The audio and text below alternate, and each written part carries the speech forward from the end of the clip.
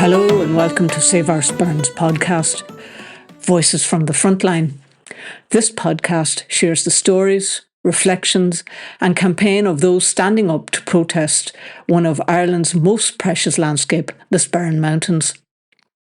Across these episodes, you'll hear from people rooted in the land, farmers, artists, teachers, scientists and citizens, each with their own reason for speaking out against gold mining and extractivism. These are not just campaigners, they are caretakers, storytellers, stewards of the landscape and protectors of place. Together, their voices form a powerful reminder that this is not a protest of one community, one ideology or one generation, but a shared stand for what matters. I'm really delighted to be joined today by Paul and Martina Hollywood and their son Lawrence, who many of you will know already. They farm right next to the site of the proposed gold mine, and over the years they've been at the coalface of this whole saga, whether they wanted to be or not. They've been part of this land for a long time, and the land is part of them. It's not just where they work, it's where they've raised their family, where their animals graze, where seasons turn and daily life unfolds.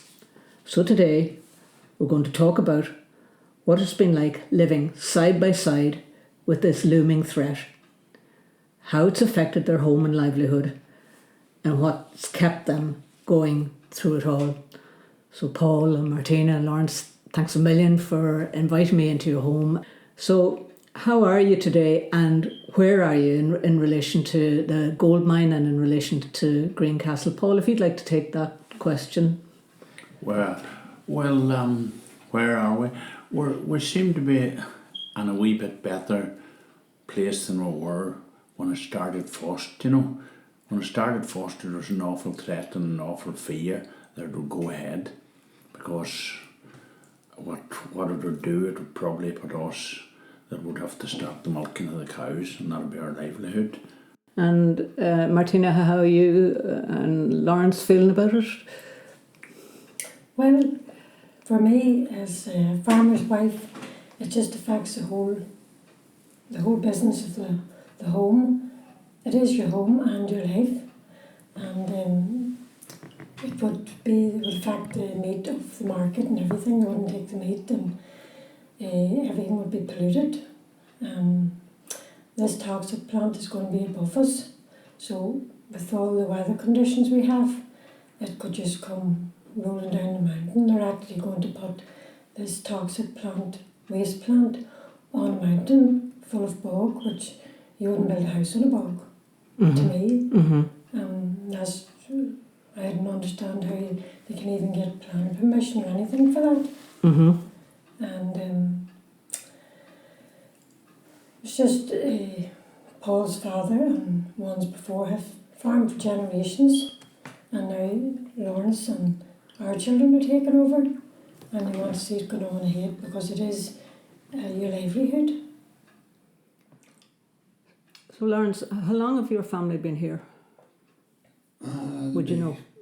I'd say we'd go back 1954. 1954, so I'd be the third generation now. Farming here. I remained just before, I wouldn't have remained so much a granda in the farming, but in his later life I remained him out, and my Uncle Paddy helping, and Dad took over the farm. And in the next lot of weeks' time I'm giving up my job to take over the farm. And I wanted to still be here for my future generations to come.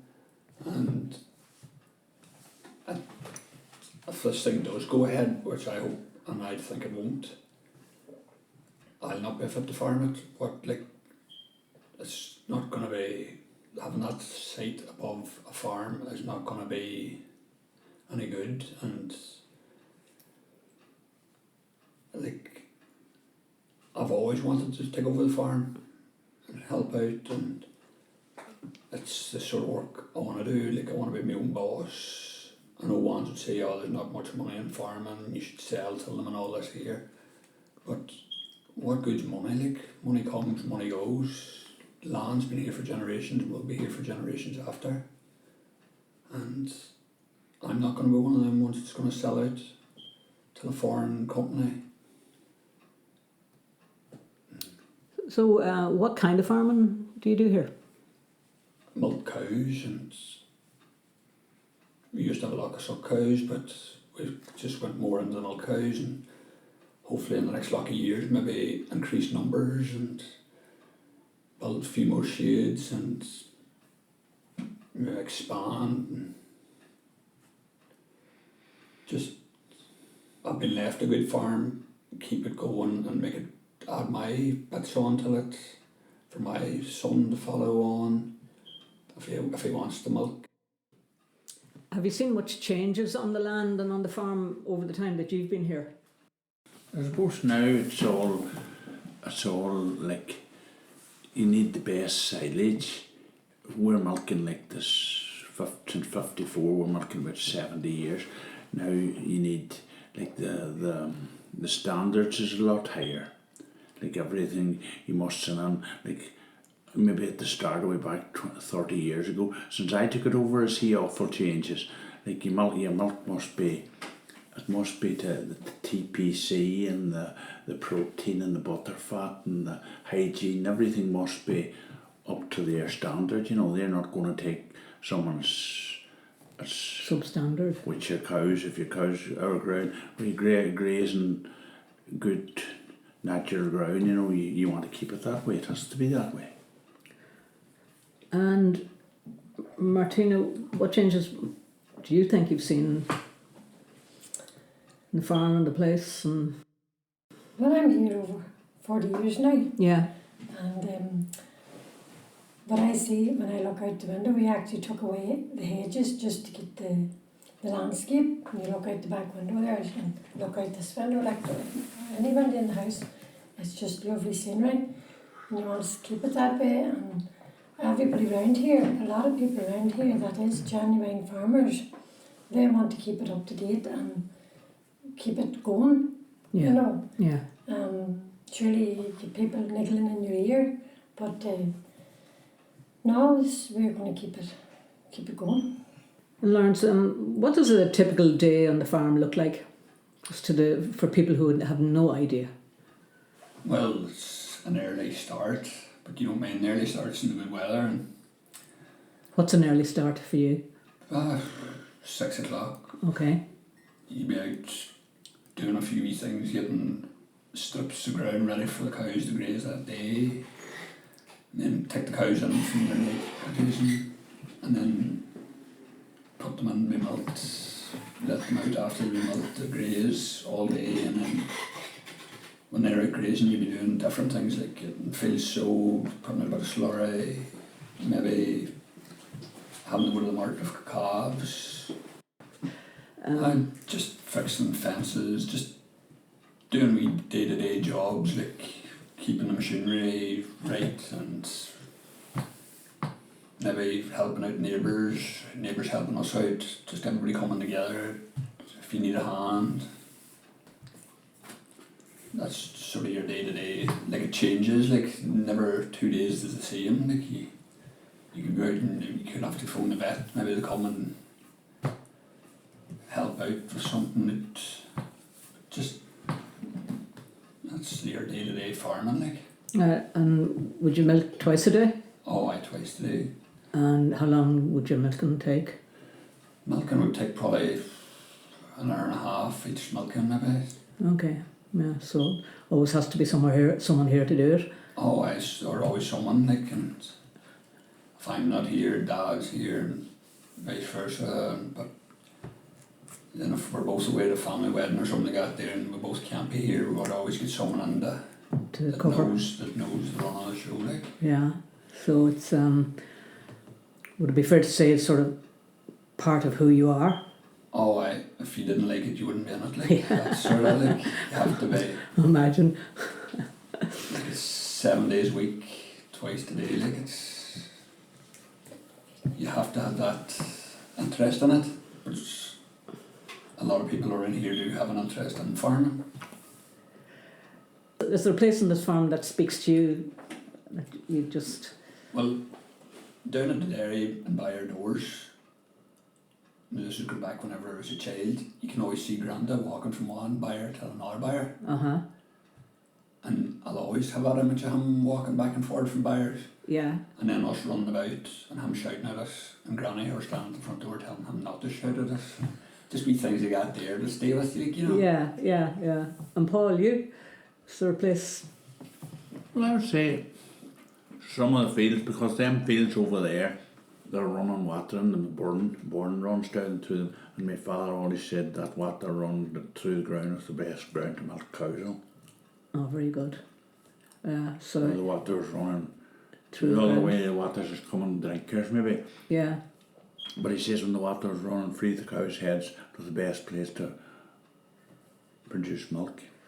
So if someone was walking outside on this land, what would you like them to understand about it?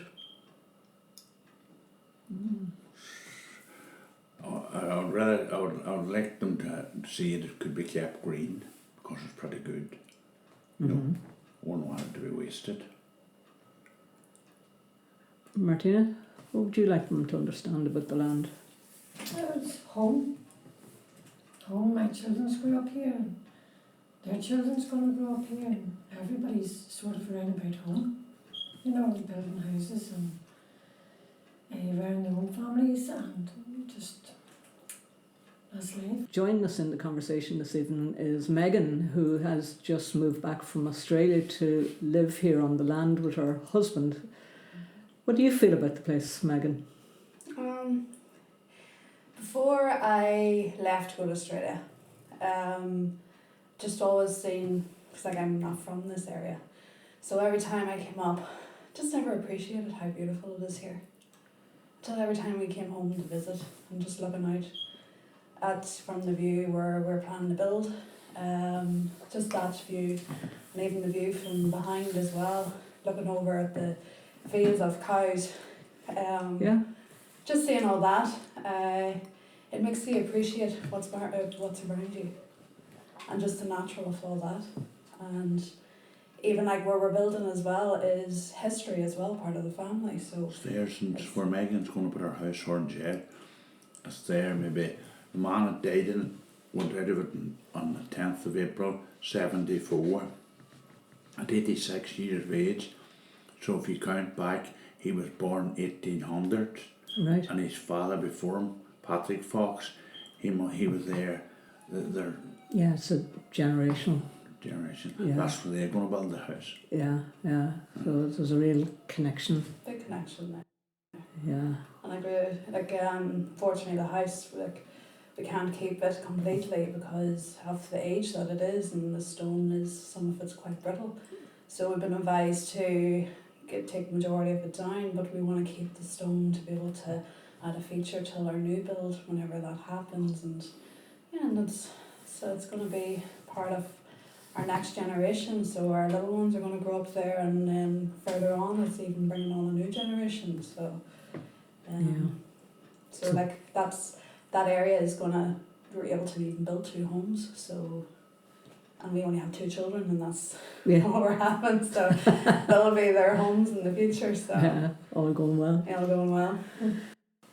What were your first thoughts when you heard a gold mine might be developed so close to your home and your livelihoods? It took it a good while when I heard it first, you know. It took it a good while to sink in.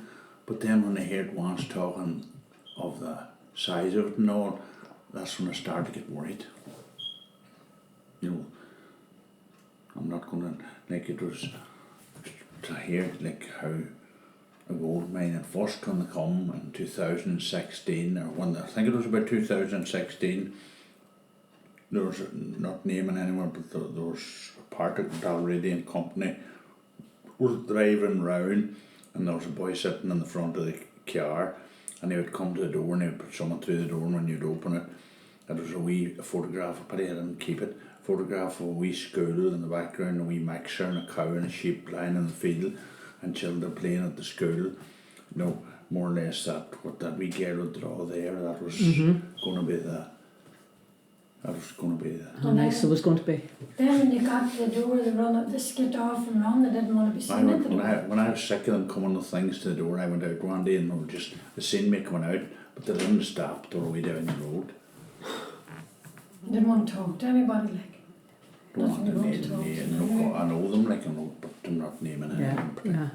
But they were setting out a thing about that size with a wee school, a lot of bushes on this side, and a lot of bushes on this side, and a cow line there, and a sheep.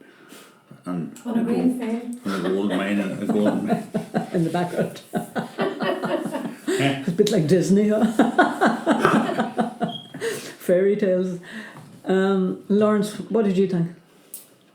Well, when it first came out, I thought, Jesus, what's this? I was all sort of like thinking in what is it going to do, and is it all, but as my dad says, when you read into it and you seen the stuff that were going to break down gold from the rock, and these big dams been built up on a mountain, which in Ireland rains a lot, and it doesn't have to rain that much for you to hear the two rivers run down past our house.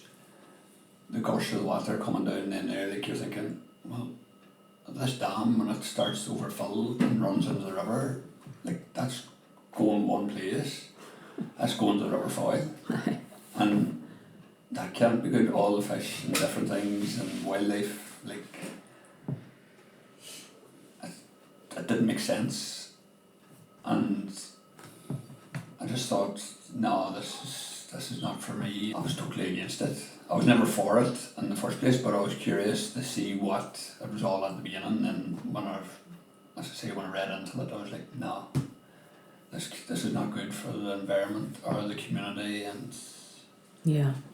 Did you feel afraid? I was a wee bit afraid. I was like, what impact is this going to have? Like, are we going to be fit to farm this land? Is our house, when I go to build a house, will it be, what's the point in building a big house and then maybe the whole thing, when you go to sell it, no one's going to want to buy it if you wanted to move out of this environment after it's been wrecked. Mm-hmm. So you're thinking, for a long time, you're like, should I invest in anything or not? Because what's the point in investing money into something which is going to be worth nothing then if it's destroyed? Mm-hmm. Mm-hmm.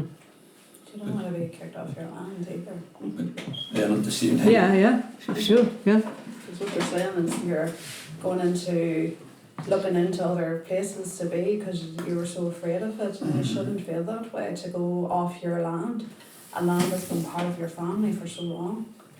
It's really sad to think that was the way that this family started to think, because it shouldn't be the case. Yeah.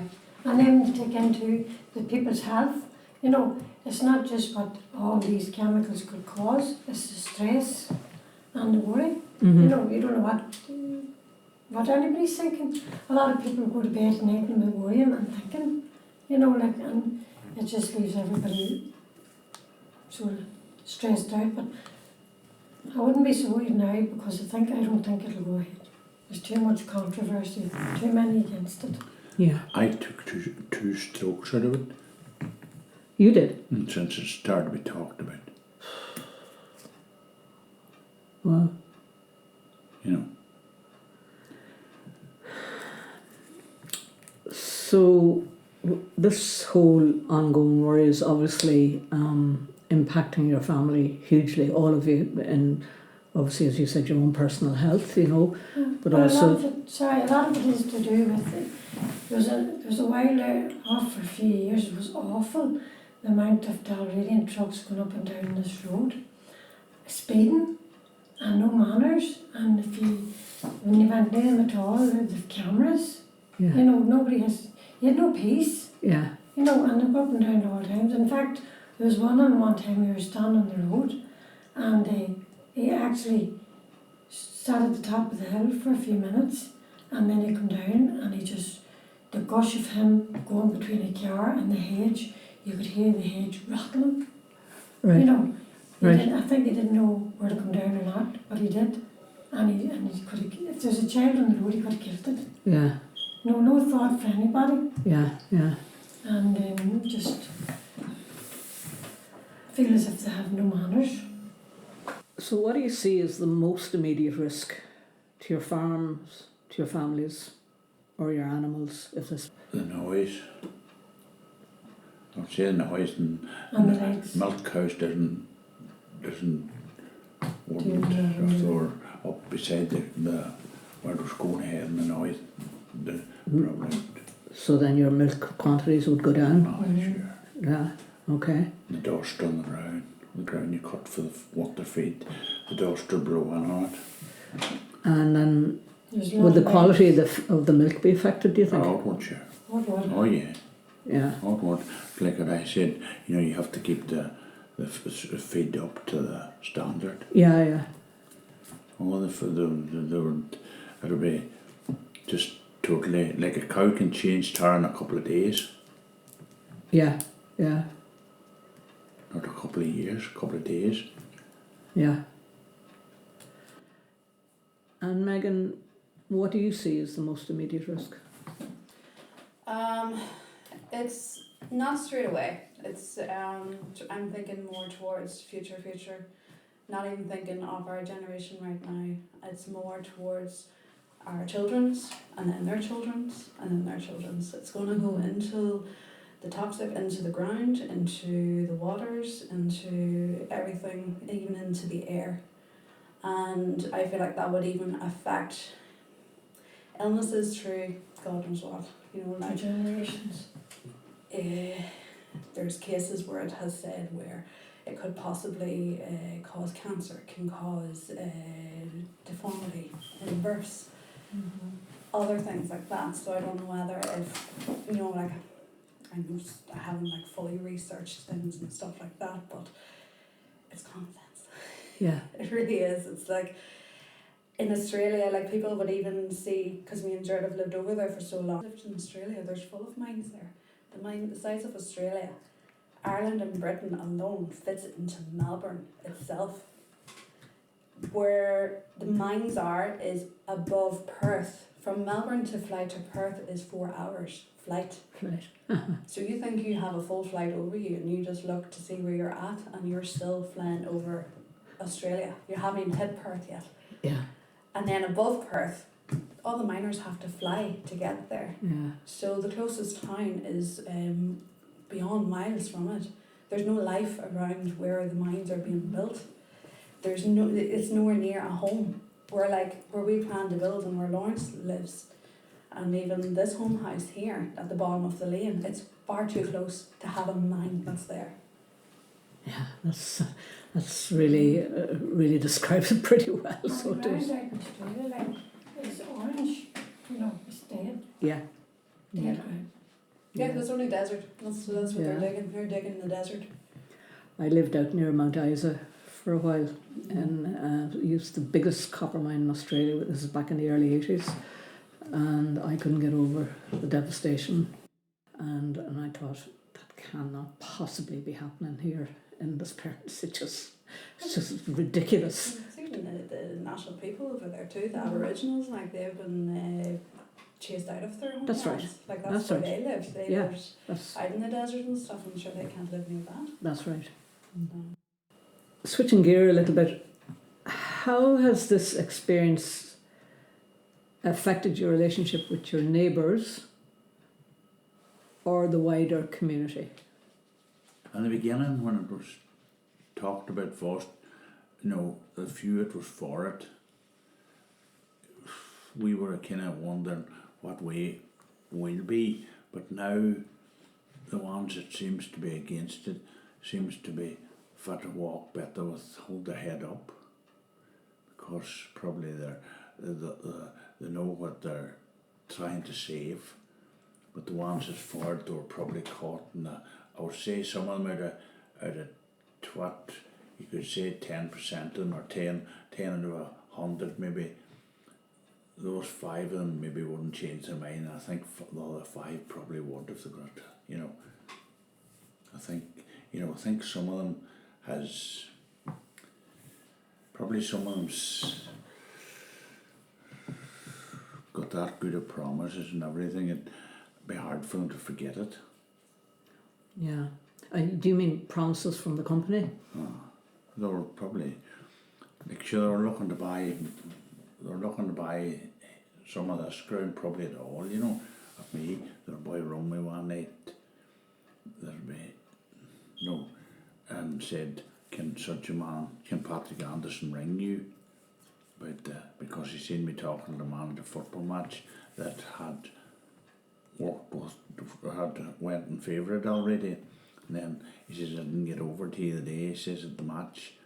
And I says, no. He says, when can Patrick Anderson speak to you? And I says, when I want to speak to him, I'll ring him. Yeah. That was it. Yeah. Trying to push me into selling. to see. Of course, I was down with a boy would let on that he's for nothing, but he was caught a few times in the circle with them, or he's. How else do you think it's impacted your relationship with local friends, local neighbours, community? Well, some friends, you would have been friends, but sort of feel now as if they nearly sidestep you. No, that's how it is. People, and they don't want to talk about it, but they know, like they do know, like, you know whose side who's on now. A couple of years ago I didn't, but now it's coming more into the fore and the people are talking about it, and the ones that's for it is a kind of holding back now, but, well, put it this way, ones that I thought would have been friends will never be friends. Right. Will never be friends again. Yeah. Because more or less, it's just more or less a couple of neighbours and that. It would be putting you out of your own home. They weren't thinking about us, and for generations they were all friends and neighbours, and the few that has went that way definitely would never be forgotten. Would never be forgotten. And like there's a couple, I know one person, and like he'd be here regular, maybe once a week, or that, and he'd borrow you nearly a dishcloth, like he kind of went on board, But he didn't come back because he knows. Doesn't borrow the dishcloths anymore then? No. He didn't come back because he knew fine regularly what he had done. But as you say, like, we've lost a lot of neighbours and friends to it. Well, when I say a lot, not like a right few, but at the same time, we've gained more friends and better neighbours now through fighting against this cause. Like, people that we would have spoke to before have now become more friendly with us. They might be close neighbours, they might live just next door, but We're all on the you one can meet page. them and chat to them, and so at the end of the day I think we've gained more friends because there's more people fighting against it. And they care more for you than the people that you thought that cared for you for so long, that are your neighbours, next door neighbours who no longer. They have like a support network now, which is before that. Like there's some lovely people that I would never been talking to, and now they're like they've met some lovely people, Yeah. and Yeah. they know now who's on our side, and it's not sides, it's just who is fighting to live, Yeah. Yeah. life. Yeah. Yeah. Oh, it's a silly wee thing I noticed just came in my head. Before we left, it was like no matter who you met in the car, you put your hand up. Every car you met, your hands were up. Yeah. No one puts their hands up anymore. Funny when you say that. My sister said So to me one interesting. time, she was visiting, and she says, God, everybody around here puts their hands up at each other. And at that time I says, I would do. Yeah. But if she knew now, you'd be watching it, you'd put down up it. Honestly, Yeah. no, I'm so focused on the road anyway, but one thing I did notice is like Every puts guy their is hands It's up. changed. It's It's changed. Now you be careful. And I like, because I'm still meeting a lot of people, like, has been, like, I've been part of this family from 2007 or 2008, but yeah, it's still like, 'cause I don't know who, or you know, I don't know everybody personally, like as much as the family do. So it's like sort of, I do feel like I need to tiptoe around because I don't know Who's who. in case I rub someone the wrong way, sort of thing. You know, can't say the wrong thing or anything. So it's nerve wracking, that too. Would you say it's changed the feeling of community? Not around here, no. Around here, where we're standing now, and go that way and go up the way. Now, I could, like I used to sell the lotto tickets for Guardian Football Club, and I quit them. I was just quit them because I got sick of it. But if I was still doing them, now in the run from this house here, or from up the road there a wee bit, no, there's only one out of about maybe 10, 15 houses, there's only 1, 2, but 3 houses that I wouldn't be going to. You know, you've got a break, you know, you mightn't see them all out, but if they're... So in some respects, it's drawing you closer to community. Well, I think this here, and then in others, communities. Yeah. No, they're probably people. You know, people doesn't stays away and doesn't say nothing, but they know what they want now. They don't want the mine, and then I might be talking to. I know you've all been involved in some aspect of the campaign at various times. You know,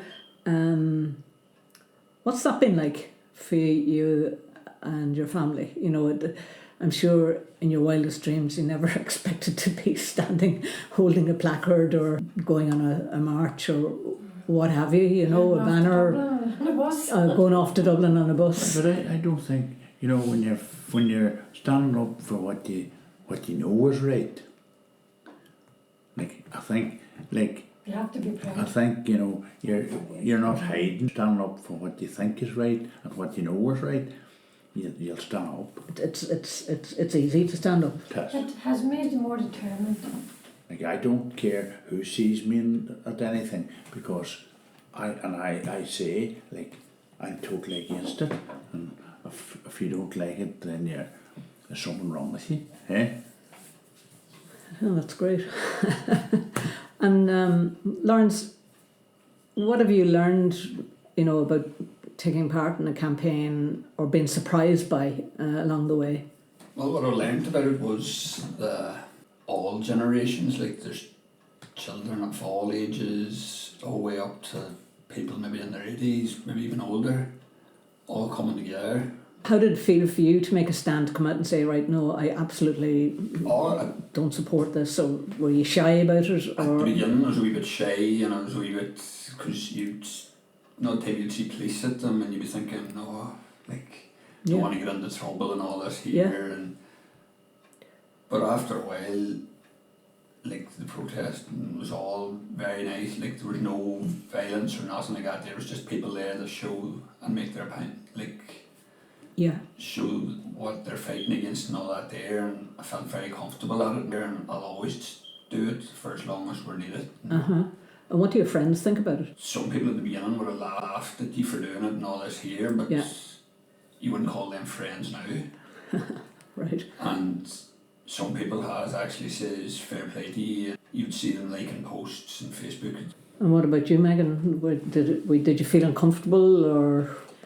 It's more like, just to finish off for Lawrence, it's more like when people that weren't really speaking up about it for so long, it's a job for everybody. Yeah. But then as more information has come out about it and more people are understanding more about it, then you can see people that are turning their side to it. And even like the community that has helped, you know, that have come all around Ireland or even overseas, there's been Americans and everything, they're teaching us more about it. So it's so nice to have that community of that, you know.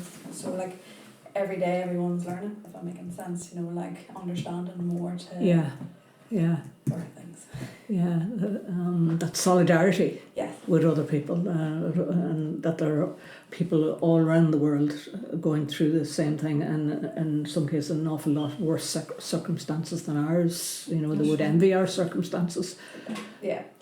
And even just even like with the Facebook things and stuff, like even this morning, just the girls that they would live all around. So like I've met so many people that live all different parts of Ireland and things, like they don't realise how close it was, and they're like, tell us more about it, like how's it going to affect, and you know, like, and Yeah. I was giving them as much as I could possibly, like, you know, information and stuff, but like they didn't understand it either until like they asked Until you start talking, about it. have the conversation. Like, I feel like people aren't paying attention, you know, like they just they're so locked away if they can't see it, who cares? That's right. Yeah, it's not on their doorstep. I think what happens if it's not affecting them, it doesn't bother them.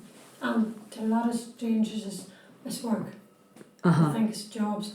But everybody around here is already working. You know, it's not as if you're... There's no shortage of jobs. It's not as if you're having a job. Yeah. Everybody's working. You know, it's not as if you're... There's no shortage of jobs. It's not as if you're having a job. Yeah. Everybody's working. Right? So like... So I know you've spoken about already about some contacting you've had with the mining company in various ways, directly and indirectly. Did you go to the consultation when they had it here in Greencastle? There was a public consultation. No. Oh, was it up in the GA perhaps, I think? Dalreading. No, they had it out in Cornwall. The thing we were out at one night. Go on, say more about that. And you go out and you... So what's Cornwall, for our listeners to explain it? Out where the mine, where they had started to mine. Okay. We were out there one. I corrected it. It's actually just a mining. It's a mining tunnel, isn't it? They haven't actually started to mine. But they had a compound out there. Okay, and right. Up on the wall, photographs, and the same photographs of yellow helmets and what and this and what was gonna benefit and all that. But there was no one talking. You could ask questions if you wanted, but there was no one explaining. No, but I was at a concert. As you say, I was down in Ruski. Okay. When they come way back, men went down one night, but there was only about 4 or 5 people at it. Right. And one of the men that was at it says to me, God, this is a good thing above you. But it wasn't above me, but like he had more land than me, but he was only more or less keep it up there and don't come down near us, and it's only down the road about 4 miles. You know. And did you learn much when you went to did you feel informed when you came away from the consultations? Well, I really didn't know. They were just what they'll be doing, like what way they'll be more or less taking the stuff into the mine and taking it out of it. There were no going to be just all up so handy. There were no noise or no. Were any of the rest of you at the consultations, or Lawrence, were you at it? Or? I wasn't at any of the consultations at the beginning, but when it first came on the scene, there were any stuff that had drilled out for samples and all that. Apparently they were off or going away to be broken down somewhere else, not in Ireland. Okay, yeah. And then as it went on and on, this processing plant above us came into the things. Yeah. Then ones were wondering, well, is this gonna what's that? And then that's when all the cyanide and all this came in until that's what I heard on the street. It wasn't like you didn't learn it at the consultation. I didn't go to the consultation. Yeah. Did you learn about that at the consultation? Could you say? No. Well, it was down in Ruski. This consultation was, and then there was a man talking to me that I'd be right and great with. He must have went to the one in Ruski too, and then the one in the pub in Greencastle, and he went up to Greencastle. The one in Greencastle had a couple of things cut away from the one, different from Ruski, didn't show what there was there was as much what way danger to it. There's more or less painted to suit the area, Okay. you know. Yeah. The bits and pieces. He's smart. He's very smart. He realised that there was a wee bit of a difference in the two places.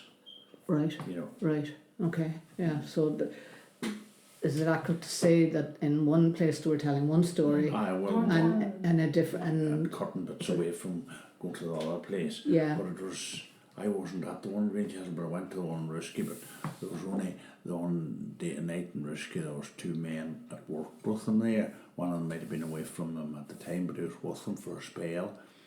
They're totally against it now. And then there was that farmer, and there was another couple of boys. There was only maybe 5 of us, and 2 or 3 smiling faces. It was going to be yeah. getting it going, you know. Yeah. Yeah. You're welcome here, and you know. Did you make any of the consultations, Martina? I was working, Right. possibly too. It hadn't really sunk into me what was going on. Yeah. Sure. It was a fella really was talking to Paul different times. It really brought us to the light of it. Okay. Yeah. We didn't know much about it. We were like everybody else. We were kind of oblivious. Yeah. Sure. Like, we didn't even know what was going to be happening. Yeah. Yeah. So then whenever we started hearing more about it, and then that's whenever we started listening and learning. So do you think in across the community in general that the community was well informed? They're advertising jobs, that's all they're doing. They're not explaining the risks that even the workers will go through, the risks of the environment, just the risks of everything. Like there's no information about what toxins they're going to be living with, what toxins they're going to work in. Like Yeah. a simple job, like I was a hairdresser for years, and since quitting hairdressing I realised even the fumes from the products was impacting me.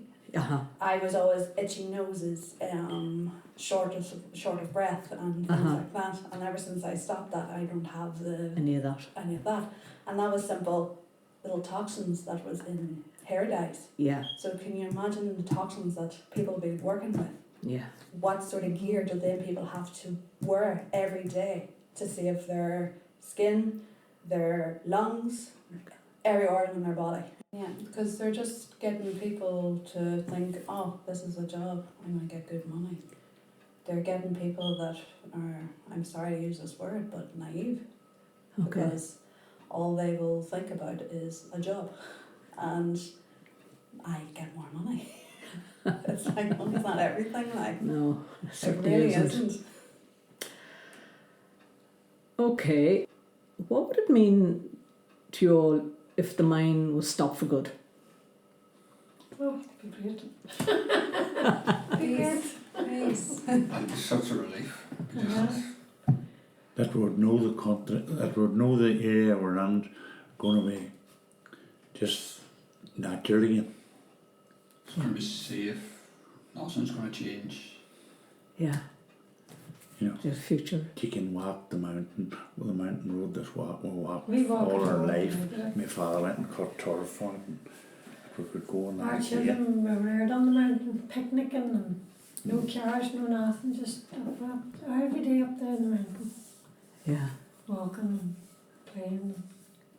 And is that the kind of future you would dream for the next generation? Oh yes, reasons are already on the mountain. That's it, and that's such a beautiful walk up there. Again, I feel like a lot of people don't even know that path even exists. And then my daughter, she's got multiple sclerosis, and she would go up in the mountain regularly. We'd try and get her up as often as we can. She just, and for her it would be great because she's walking with a walking aid and she hasn't the balance, so she's no fear of traffic unless for the odd truck that's driving past with no care for anybody. Yeah. Yeah. If you could speak directly to someone making the decision, a minister or a planner or a policymaker, what would you want them to hear? I would say please don't ruin the community. Mm-hmm. Don't split a community. If this was to go ahead, a lot of things would go a lot worse. not even just in this area, but other areas, that there's other parts of the Sperrins that are against it and for it, and it even split families. Like there'd be some of the families that, brothers and sisters, that want to be part of it, and others are so against it. So it's like that would be another thing that would split. But also, think about the environment, think about everyone's health, think about the animals, the wild animals in the area. I'm sure there's a lot of people like listening thinking, who cares about the wild animals? But it's a big part of it. It's the big, like, why fight for a land if all of a sudden you're just gonna let go of it? You know, our generations have fought so hard. It's like, why go there? Yeah. And Lawrence, what would you say if you had a year of someone sitting there beside you? What would you say to them? I would just like them to come and just even spend a day in our life to see how enjoyable it is. Like, if you're up on that top, as we call it, our top mountain field, where the processing plant is going to go alongside it, the green road runs alongside it, the amount of ones you see out walking that day. Yeah.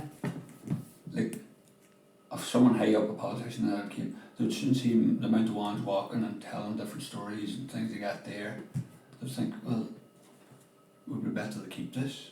Like, what's the point in trying to help a company get rid of it? Yeah. Like, people in the city love coming to here, just get away. Yeah. Like, there's the amount of wee Airbnbs and wee cottages where people come to stay from cities, even foreign countries. Like, we've had ones from Germany even walking that top road and different places. Like, just come from built up areas to go walking there. And there was 2 lovely cottages up on the mountain, and now they're wreck and ruin. Like, what gives you hope? I think, well, what would give me hope was like the come at us in a wild big way, traffic and people digging and people walking about, 2 or 3 of them together in bunches, and now they're not to be seen unless once in a wonder they seem to go up. Maybe 2 of them would go up in a van tomorrow, and then you wouldn't see them for a month, once a month. You know, that gives me hope. what gives me hope is the number of people against it and how they've all came together. Yeah. It shows there's more against it than there is for it. Yeah. Yeah. What gives you girls hope? Yeah, there's a small community that's come together. The quieter voices now speaking up, and the ones that have come home won't speak up too now. Yeah, just every day, just take it slowly, and that's the best hope that you can have, and see what comes out of it. But you just wish for the best, and that's the most hope that you can have. And what keeps you going in the face of all the uncertainty and the pressure? The support we have that keeps us going. Seeing our children and our nieces and nephews, that's what keeps us going. We're doing it for them. Yeah. I agree. Yeah. Like there's young children on the road there, out of this house and top house. You don't want them to be in danger. Yeah. We were lucky to call this home. I want them to call it their home. Well, thanks very much, everyone. It was lovely speaking to you. I think you've clearly outlined your position here, and it was a joy to be here just to get an insight from someone that's faced with it daily and how you cope with it and how you keep going forward. It's been an absolute honour and pleasure very much. Thank you. Thank you. Listening to Paul, Martina, Lawrence and their daughter-in-law Megan, I was struck again by something that's easy to forget. The quiet, everyday courage it takes to live with the threat right outside your door. This is more than a campaign. It's about people whose roots run generations deep, whose identity is etched into the hills and hedgerows and the very rhythm of the seasons. A sense of place that isn't abstract. It's lived, it's loved, and it's very vulnerable. And still, there is hope. a quiet, steady hope that says, we will not be moved. We will not forget who we are. Thank you for listening and for standing with the people of the Sperrins.